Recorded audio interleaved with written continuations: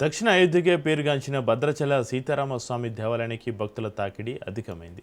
ఈ నెల 27న సీతారాముల కళ్యాణం, 28న శ్రీరాముని పట్టాభిషేకం ఉన్న నేపథ్యంలో భక్తుల తాకిడి భద్రాచలానికి అధికమైనట్లుగా అధికారులు చెబుతున్నారు. అయితే ఆలయానికి వచ్చిన భక్తులకు ఇబ్బందులు పడకుండా అన్ని ఏర్పాట్లు చేసినట్లుగా అధికారులు తెలిపారు. భద్రాచలం రాములవారి కళ్యాణ ఏర్పాట్లపైన మరింత సమాచారాన్ని మా ప్రతినిధి నవీన్ అందిస్తారు. దక్షిణ అయోధ్యగా పేరుగాంచినటువంటి భద్రాచల సీతారామస్వామి దేవాలయానికి శ్రీరామనవమి నావనంతో అయితే భక్తుల తాకిడి పెరిగినట్లుగా కూడా చూడవచ్చు. ఏదైతే మనం ఇప్పుడు విజువల్స్లో చూసుకుంటే ఏదైతే భద్రాచల ఆలయానికి సెలవులు పూర్తయిన నేపథ్యంలో కూడా అనేక మంది భక్తులు అయితే శ్రీరాముని దర్శనం చేసేందుకు అయితే వస్తున్న పరిస్థితి కూడా ఉంది. దీంతో ఇక్కడ భద్రాచలంలో అయితే అంటే భక్తులు అధిక సంఖ్యలో వస్తున్నారు. ఈ యొక్క భక్తులు అధిక సంఖ్యలో వస్తున్న నేపథ్యంలో ఇటు ఆలయ అధికారులు కూడా దీనికి సంబంధించినటువంటి ఏర్పాట్లన్నీ కూడా చేశారు.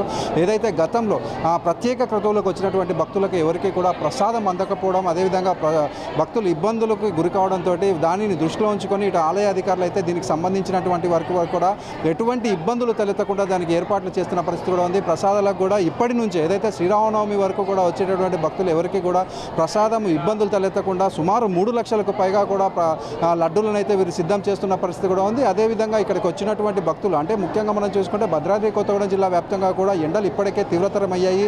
అంటే ఎండాకాలం ప్రారంభమైంది, కానీ ఇప్పుడు అంటే చాలా ఎక్కువ ఎక్కువలో అయితే ఈ యొక్క ఎండ అంటే వేసవి తాకిడి ఎక్కువ అవుతుండటంతో ఇటు భక్తులు అయితే ఇబ్బందులు ఎదుర్కొంటున్నారు. దీనికి సంబంధించి భక్తులందరికీ కూడా ఇటు మంచినీరు, అదేవిధంగా అంటే ఈ శ్రీరామనవమికి సంబంధించినటువంటి వేసినటువంటి చదువ పందిర్లు కూడా ఇప్పుడు వచ్చేటటువంటి భక్తులకైతే కింద సేద తీరేందుకు ఉపయోగపడుతున్న పరిస్థితి కూడా ఉంది. అయితే దీనికి సంబంధించి ఇక్కడ కొట్టొచ్చినటువంటి భక్తులకైతే గోదావరి దగ్గర కూడా ఎటువంటి అవాంఛనీయ సంఘటనలు ఎదుర్కోకుండా అదేవిధంగా వారు సేద తీరేందుకు ఇప్పటి నుంచి ఏర్పాట్లు చేస్తున్న పరిస్థితి కూడా ఉంది.